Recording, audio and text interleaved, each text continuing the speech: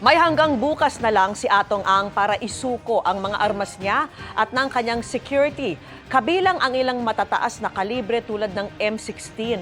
Binabantayan na rin ang mga pulis na umano'y tumutulong kay Ang, kabilang ang ilang senior police officer at ilang nasa serbisyo pa. Nakatutok si Marisol Abduraman. Ipinasusuko na kay Ang ng PNP ang mga baril na nakarehistro sa pangalan niya.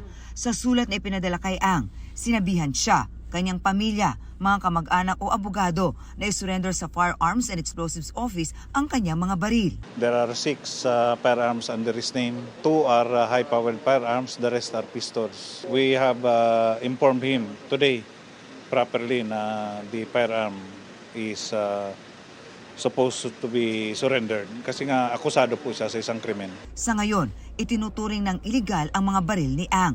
Kabilang sa mga pinasusukong high-powered firearms ang dalawang M16. Otherwise, we will be conducting also applying for search warrant para makuha namin yung mga baril na yun. Medyo process na po na ibigay sa kanya. Meron siya hanggang bukas. Yeah. Pinababawi na rin ng PNP ang mga baril ng kanyang security. These are Glock pistols. Siya ang bumili but under the name ng mga security niya. And we have also asked the CSG to revoke it. Ayon sa pulisya, hamon ng pag-aresto kay Ang, lalo't kabilang sa mga tumutulong umano sa kanya ay mga kabaro nila na hindi basta-basta ang mga pulis. Tumutulong. Marami po kasing nakinabang kay Atong Ang. May mga yumaman na tao, may mga yumaman na mga police officers. Alam naman natin ito. They are also seasoned police officers. So basically, yung pagtatago niya nakakakuha rin po siya ng mga information dito sa mga taong ito, ng mga naging kaibigan niya, on how to evade yung police. But we will not stop. Kilala naman daw ng CIDG ang mga pulis na tumutulong kay Atong Ang. Sa katunayan, nasa watchlist nga raw nila ang mga ito. Does it involve a two-star general? Some of them are senior officers. But not in the service anymore. Some of them are in the service, some are not. Bagaman di pinangalanan, pinaalalahanan ni Morico ang mga nasabing pulis sa kahinat na ng kanilang ginagawa. Alam natin na hustisya ang hinahanap ng gobyerno. Let us support the Department of Justice. And you know na mga pulis tayo, whether you are active, retired or dismissed, alam nyo na one day sa buhay ninyo, nabuhay yung pamilya natin sa sweldo na binigay ng gobyerno.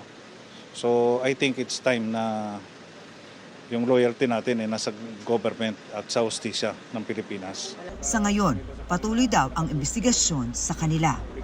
Para sa GMA Integrated News, Marisol Abduraman, nakatuto 24 oras.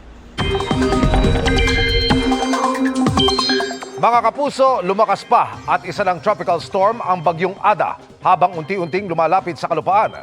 Ang latest sa magiging lagay ng panahon, alamin natin kay Amor La Rosa ng GMA Integrated News Weather Center. Amor!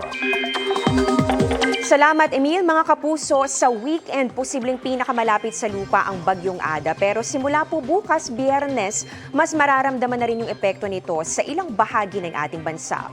Isinailalim na rin sa wind signal ang ilang bahagi ng Bicol Region, kabilang ang eastern portion ng Camarines Sur, Sorsogon, eastern portion ng Albay at pati na rin ang Catanduanes. Sa Visayas naman, kasama rin po sa wind signal number 1 ang northern Samar, ganoon din ang eastern Samar, eastern portion ng Biliran, eastern portion ng Leyte at pati na rin ang eastern portion ng southern Leyte.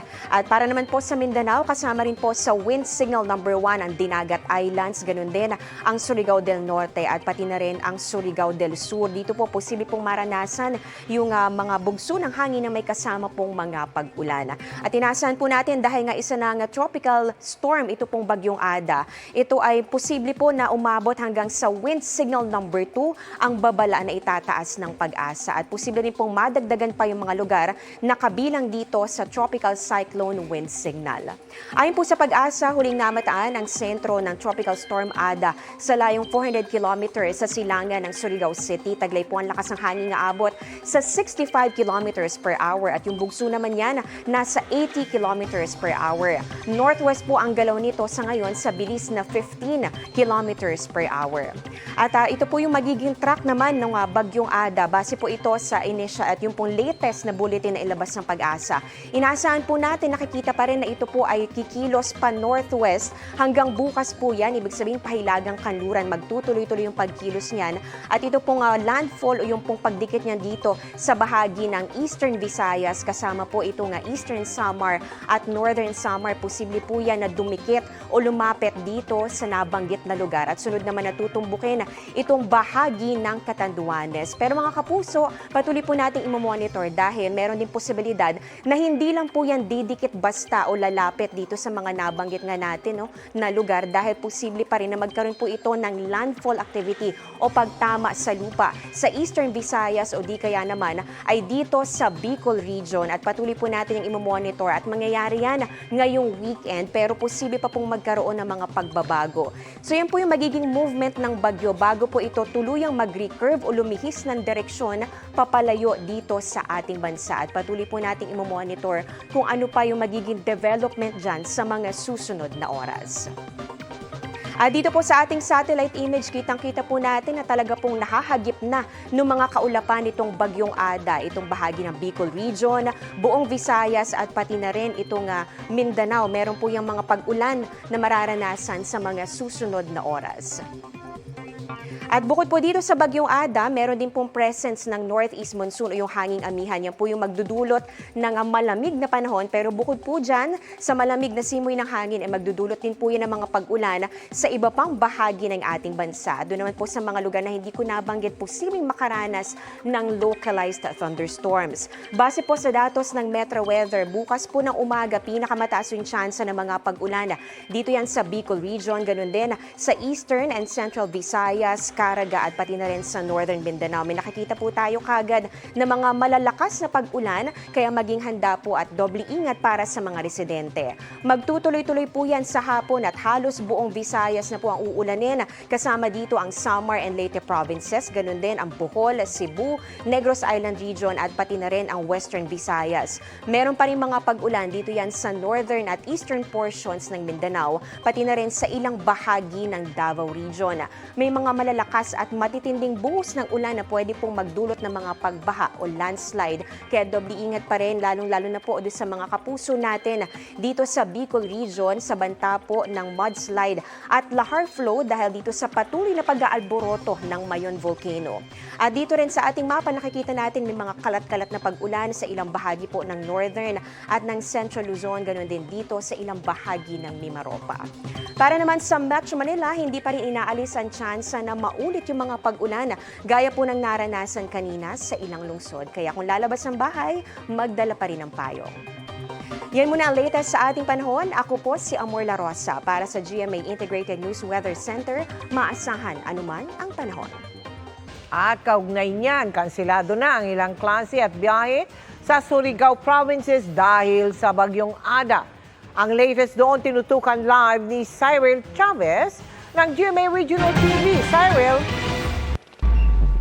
Yes, Mel. Ngayong araw, nakaranas ng pag-ulan na may kasamang pabugso-bugsong malakas na hangin dito sa Surigao City, Surigao del Norte. Kaya ang klase sa ilang lungsod sa probinsya at Surigao del Sur at Diragat Islands ay kanselado. Buong araw, pabugso-bugso ang ulan na may kasamang malakas na hangin sa Surigao City, Surigao del Norte dahil nasa wind signal number 1 ang probinsya dulot ng Bagyong Ada. May mga lugar na nagkansela ng klase. Kanselado rin ang lahat ng biyahe sa mga pantalan ng syudad at ipinagbawal rin ang pangingisda. Mahigpit naman ang monitoring ng CDRRMO. Nakabantay rin sa coastal municipalities, pati na Siargao at Bocas Grande Islands. Nakadeploy na ang kanilang mga kagamitan sa iba't ibang lungsod. As of now po, wala pa rin kaming na-receive na information regarding evacuation centers that have popped up recently. However, as per our municipal DARM officers, they have been proactively checking yung mga eskwelahan to see if the need to evacuate is necessary. Mel, sa ngayon nakaranas uli ng pag-ulan dito sa Surigao City. Pero nasa normal level pa naman ang alon dito sa may coastal area. Kaya paalala ng otoridad natin, lalo na sa mga residente, na huwag maging kampante dahil baka lumakas pa ang epekto ng bagyo. Mel. Maraming salamat sa iyo, Cyril Chavez ng GMA Regional TV. Sumadsad pa sa panibagong all-time low ang halaga ng piso kontra dolyar. Ang itinuturing na dahilan ng palasyo ang mga investigasyon sa flood control scandal. Nakatutok si Ivan Mayrina. Lalo pang humina ang piso kontra dolyar at ngayong araw nagtala na naman ito ng panibagong all-time low. Nasa 59.46 na ang piso kada dolyar, pinakamahina sa kasaysayan. Kung ikukumpara na sa average sa 58.39 ang piso kada dolyar noong Enero ng 2025. Bukod sa mga pangyayari sa ibang bansa, aminado Malacanang na isa sa mga dahilan ng paghina ng piso ang investigasyon sa maanumalyang flood control projects. Isa sa mga naging reason dito ay ang patuloy na pagpapaimbestiga ng mga maanumalyang flood control projects. Nakakaapekto po ito at daraanan po talaga ang sitwasyon na ito. Pero naniniwala daw ang Malacanang na ang pag-usad ng investigasyon at pagpapanagot sa mga may sala ay makakatulong sa pagbawi ng tiwala ng mga Pilipino at maging ng mga mamumuhunan sa gobyerno. Bagamat ganyan ang magiging consequence, minabuti pa rin po ng Pangulo na linisin po ang gobyerno laban sa maanumalyang flood control projects, laban sa mapang-abusong paggamit ng pondo ng bayan. Sa pagdinig sa Lunes, ipapatawag ng Senate Blue Ribbon Committee si dating Public Works Secretary Manny Bonoan. Ayon kasi sa chairman ng komite na si Senador Ping Lacson, sadya umanong niligaw ni Bonoan ang Pangulo na magsumiti ito ng maling grid coordinates sa mga flood control projects. Bineberipika pa raw yan ng Malacanang. Pero hindi malinaw kung paano yan masasagot ni Bonoan dahil hindi pa siya bumabalik ng bansa mula sa Amerika. Taliwas sa pangakong uuwi noong December 17. Nung nag-resign po si Secretary Bonoan or the other cabinet secretaries for that matter, wasn't there an agreement between them and the president or wasn't there a condition na should it be necessary for them to face investigation, they will make themselves available? Kasunduan, wala po tayong masasabing kasunduan. Pero ang gusto ng Pangulo, maimbestigahan ang lahat ng sangkot. Kung sila man po ay sangkot, kailangan po sila imbestigahan. Para sa GMA Integrated News, Ivan Mayrina, nakatutok, 24 oras. Bago naman maramdaman ng bagyo, nagsilikas na ang mga nakatira sa lahar-prone area sa Albay, lalo't nag-aalboroto pa ang Bulkang Mayon. Suspendido naman ang paglalayag sa ilang lugar sa Bicol, kaya halos 2,000 ang stranded. Mula pa rin sa ginubatan sa Albay. Nakatutok live si Ian Cruz. Ian? Mel, dahil nga sa paparating na Bagyong Ada ay patuloy ngang inililikas ngayon ang mga residenteng nakatira doon sa mga lugar na maaaring daanan ng pagragasa ng lahar na nanggagaling naman sa delisdis ng patuloy na nag-aalborotong Bulkang Mayon. Pami-pamilya na ang lumikas sa Barangay Maninila dito sa Ginubatan, Albay. Nakaalalay ang mga taga-barangay at munisipyo pati na mga bumbero sa kanilang paglikas. Karamihan sa kanila, mga mag-iina. Mahalaga raw na habang hindi pa ramdam ang epekto ng Bagyong Ada, makaalis na sila. Yung lahar ba matindi ragasa dito sa inyo? Opo sir, kapag may bagyo po. Ano nangyayari? Yung ano po daanan namin, yung na ano po siya nahukay ng tubig. Itong kanilang barangay ay na-isolate kapag rumagasa po yung tubig na may lahar doon sa 2 gali na nasa gilid ng kanilang barangay. At ayaw daw po nila na ma-isolate sila dito kaya kailangan lumabas sila sa kanilang barangay. Sa Ginubatan East Central School dinala ang mga evacuee. Sa Barangay Masarawag, magkatuwang naman ang MDRRMO at mga sundalo sa pagpapalikas. Nalulubog kasi sa tubig at lahar ang mahabang bahagi ng kalsada at komunidad kapag malakas ang ulan. Gawa po ng yung galing po sa Mayon, dito po sa amin lumabas. Lahar po yun? May kasama pong lahar, saka yung mga bato-bato. Mahigit 2,000 pamilya ang nais ng Ginubatan LGU na mailikas mula sa Maninila at Masarawag. At sakaling hindi kusang lumikas ang ibang residente. We will do it po naman na magpa-forced evacuation just to ensure po na safe ang ating mga kababayan. Ganito ang Masarawag Gali sa bayan ng Ginubatan na nasa 8-kilometer radius mula sa Bulkang Mayon. Kilala itong nilalamo ng lahar kapag malakas ang ulan. Pero hanggang kanina, marami pa rin dumaraang malalaking quarry truck. Isang magsasaka rin ang namataan natin doon na galing mula sa direksyon ng bulkan sakay ng paragus o kariton na hila ng kalabaw. Sa isang bahagi ng bayan ng Kamalig, patuloy rin sa trabaho ang mga heavy equipment sa isang gali o uka. May marker sa gilid ng kalsada na nagbibigay babala na iyo'y lahar flow prone area. Ang Philippine Coast Guard Station Albay, sinuspindi na ang lahat ng operasyon ng lahat ng klase ng sea vessel at watercraft sa southeastern portion ng Albay na nasa ilalim ng Wind Signal number 1 gaya ng Legazpi City, Manito, Rapu-Rapu, Bakakay at Santo Domingo. Pati na ang Tabaco City, Malilipot, Malinaw at Tiwi. Samantala, inatasan naman ni Governor Patrick Alain Azanza ang mahigpit na pagbabantay ng mga LGU at disaster response agencies sa buong isla ng Catanduanes para paghandaan ang posibleng epekto ng bagyo. Pinalilikas na rin ang mga residente mula sa mga lugar na bahain at may banta ng landslide. At dahil sa wind signal number 1 na ang umiiral sa isla, ipinatigil na ng PCG Catanduanes ang paglalayag ng mga sasakyang pandagat doon.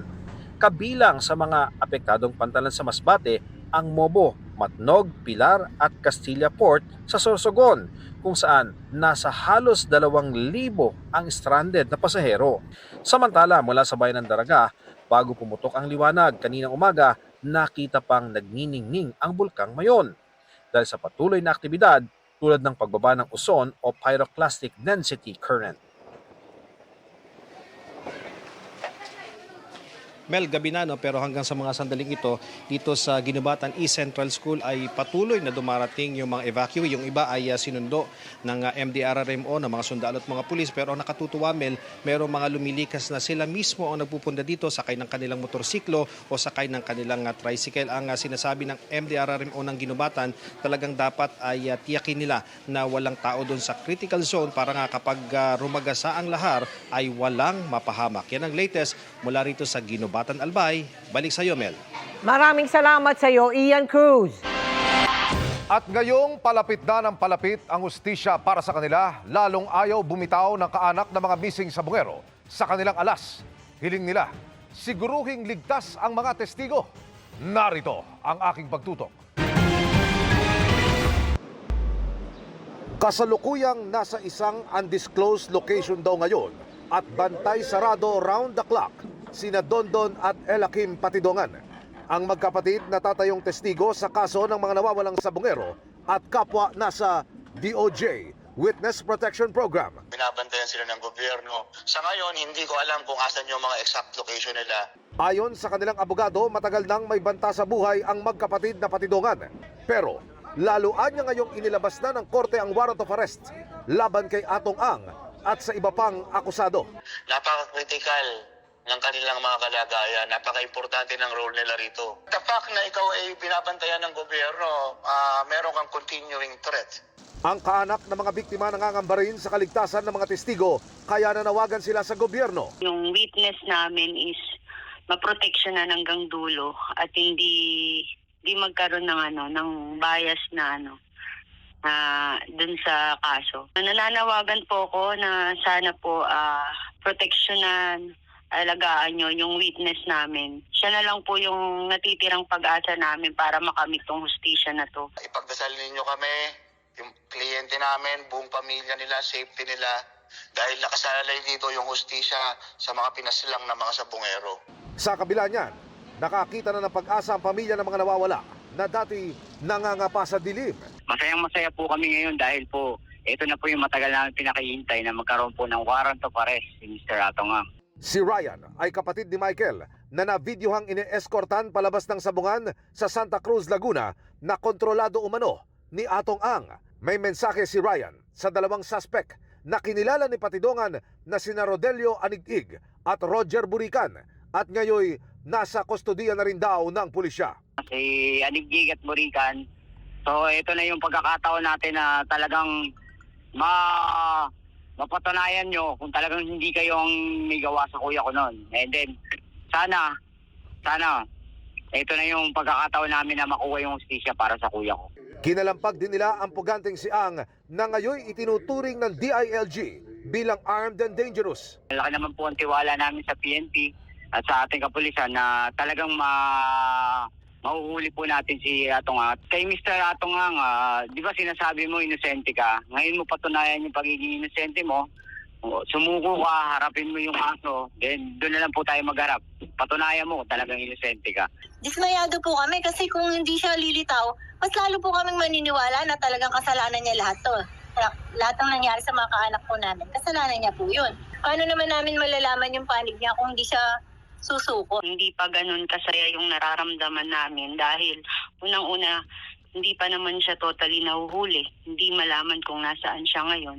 Diba, kung talagang wala siyang kasalanan, kung talagang totoo, yung mga pinagsasabi niya, bakit siya nagtatago ngayon? Bakit hindi siya humarap? Sagot ng kampo ni Patidongan sa statement ng abogado ni Ang na premature ang pagpapalabas ng warrant of arrest laban sa negosyante. Alam mo, kahit law student, alam mo yan na kapag ang korte nagkaroon ng jurisdiction sa isang kaso, ide-determine niya lang yung probable cause. The fact na meron ka ng moral certainty of conviction na dinetermine ng Department of Justice. Samantala, patuloy naman daw na ipaglalaban ng pamilya ng mga missing sabongero na makasama sa mga makasuhan ang iba pang kasapi ng tinatawag na Alpha Group na natanggal sa listahan ng mga itinuro ng testigo na may kinalaman sa kaso. Kung ikaw ay isa sa mga may-ari ng isang organisasyon, kasama ka doon, lahat ng mangyayari sa loob ng organisasyon mo, alam mo yon. Kasi kasapi ka po doon. Kaya hindi po kami naniniwala na wala siyang alam. Hindi nga siguro siya yung pumatay sa mga kamag-anak na yan, pero naniniwala po ako na may alam po sila. Makikipagtulungan kaugnay nito ang kampo ni Patidongan. We will be submitting supplementary evidence. Para sa GMA Integrated News, Emil Sumangil, nakatutok 24 oras. Ika-8 araw na mula nang gumuho ang tambak ng basura sa Cebu City pero 11 pa ang hindi nahahanap. Umakyat naman sa 25 ang mga nasawi kaya tuloy ang pangangalampag ng mga naulila para sa hustisya. Tuloy ang pagtutok live ni Mariz. Mariz. Vicky, nagbabadya ang sama ng panahon dito sa Cebu City at sa buong maghapon nga ay pabugso-bugso ang buhos ng ulan na nagdudulot daw ng higit na peligro sa mga responder na nasa ground zero ng gumuhong Binaliw landfill. Sumasakay na sa manlift ang mga naghahanap sa mga taong natabunan ng basura sa Binaliw landfill. Non-stop din ang operasyon ng 2 mobile crane, 4 na excavator at 3 truck na tagahakot ng debris. Gayon din ang fire truck na pumapatay sa pagliliyab ng basura kapag nagpuputol ng bakal. Tuloy ang operasyon kahit posible ang bagong pagguho sa gitna ng pabugso-bugsong ulan. 11 pa ang hinahanap hanggang ngayon. 5 labi naman ang na-recover ngayong araw kaya umakyat na sa 25 ang naitatalang nasawi. Dagdag sa mga natagpuang patay ang asawa ni Julifer na ilang araw din nilang inabangan ng hipag na si Arlene. Sobrang sakit, ma'am.